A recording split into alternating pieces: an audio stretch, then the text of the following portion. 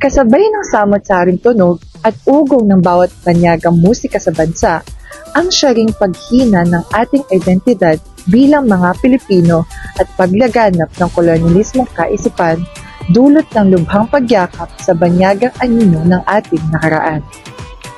Isa ang K-pop o Korean pop music sa maituturing na kulturang hindi likas bilang tanda sa patuloy na paglawak ng globalisadong mundo.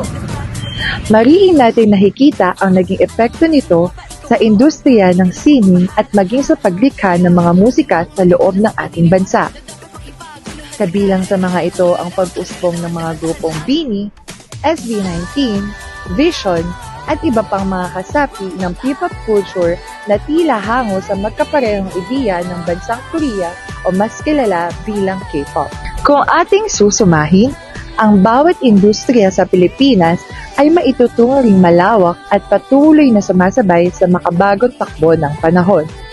Sa paraan ng pagsuporta sa mga ito, tulad ng mga original Philippine music o OPM, ay tanda lamang na hindi dapat nating kalimutang suportahan ang sariling atin upang hindi tuluyang mabura at unti-unting kalimutan ang diwa na nagpapaalala sa ating kultura at pagkakakilanlan. Pilipino, isang wika,